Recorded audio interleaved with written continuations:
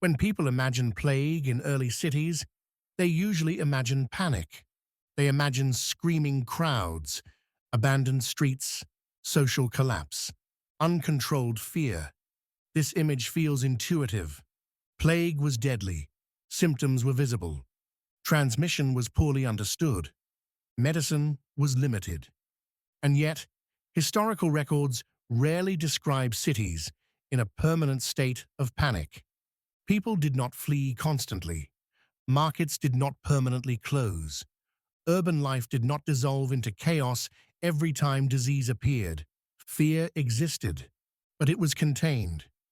In this video, we will examine why repeated plague outbreaks did not produce constant panic, how people mentally adapted to recurring disease, and what systems, psychological, social, and structural, prevented fear from overwhelming daily life. One of the most important facts about plague is that it was not new. For many regions, outbreaks occurred repeatedly, sometimes every decade, sometimes more frequently. Plague was not an unprecedented catastrophe. It was a recurring condition. This matters psychologically. Novel threats provoke panic. Familiar threats provoke adjustment. Once a disease becomes part of the expected environment, people stop reacting to it as a singular event. Plague entered the category of known dangers, like fire, like famine, like seasonal illness. This did not reduce its lethality, but it reduced its psychological shock. The first appearance of plague often caused fear and confusion. Records describe sudden flight, religious processions, emergency measures, public anxiety, but this phase was temporary. Once plague became understood as cyclical, behavior changed. People distinguished between initial outbreak, ongoing presence. Shock gave way to continuity. Daily life resumed alongside disease.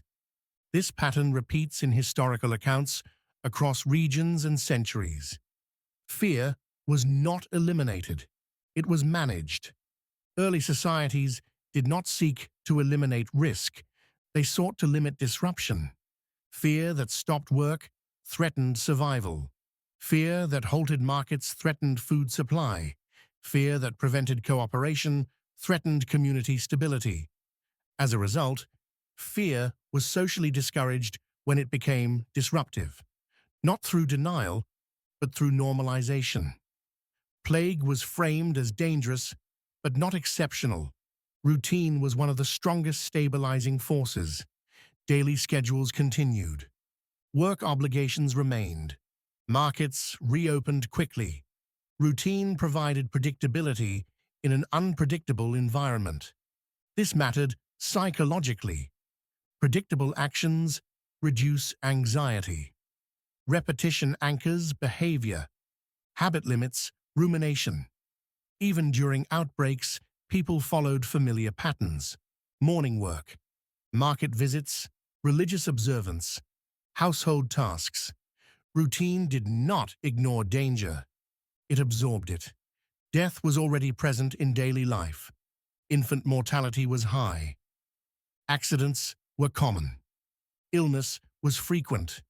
Violence was visible. Plague increased death, but it did not introduce death. This distinction mattered. People were accustomed to loss. Grief was expected. Mortality was not abstract.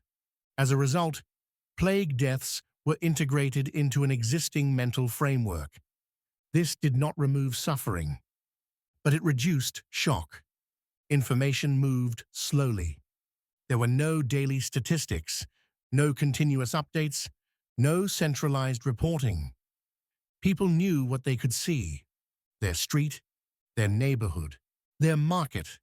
This limited the scale of fear. Fear expands when threats are imagined as total. Localized knowledge constrained imagination. People reacted to immediate conditions, not abstract projections. Modern panic is often driven by perceived responsibility. People believe they must act correctly to avoid danger. Failure feels personal. Early populations had less perceived agency. They did not believe they could fully control exposure. They could prevent disease through individual action. They could manage outcomes. This reduced anxiety. If survival is not framed as personal responsibility, fear shifts toward acceptance. Religion provided interpretive frameworks. Plague was explained as divine punishment, cosmic order, natural imbalance. These explanations did not prevent fear, but they structured it. Uncertainty is more stressful than explanation. Religious narratives offered meaning. They placed disease within a moral or cosmic system. This reduced psychological chaos. People were embedded in obligation networks: family, guild, neighborhood, household. Withdrawal carried consequences. Leaving meant abandoning dependence, losing work, breaking reputation. As a result, many stayed. Staying normalized presence. Presence normalized behavior. Fear was constrained by responsibility. Economic necessity overrode fear. Food had to be acquired. Rent had to be paid. Labor had to be performed. There were few alternatives. Fear that halted work led to immediate hardship. As a result, people balanced risk against necessity. This calculation became routine. Flight was possible only for some. The wealthy could leave, most could not. Even among elites, flight was temporary. Cities pulled people back. Those who remained normalized conditions for others. Panic requires mass movement. Plague rarely produced it. Cities adapted locally. Certain streets avoided. Certain practices adjusted. Certain gatherings limited. But total shutdown was rare. Adaptation was incremental. Incremental change does not produce panic. Sudden change does. Panic did occur. Usually when disease was new, mortality was extreme, social order broke down. Famine overlapped with plague. Panic was situational, not permanent. It appeared at thresholds, then receded. Modern societies expect protection. They expect safety systems. They expect control. They expect prevention. When these expectations fail, panic increases. Early societies expected exposure. They expected loss. They expected uncertainty. Expectation shapes reaction. Plagues did not cause constant panic because they were recurring. They were familiar. They were socially contained. They were embedded in routine. They were framed by meaning. They were balanced against necessity.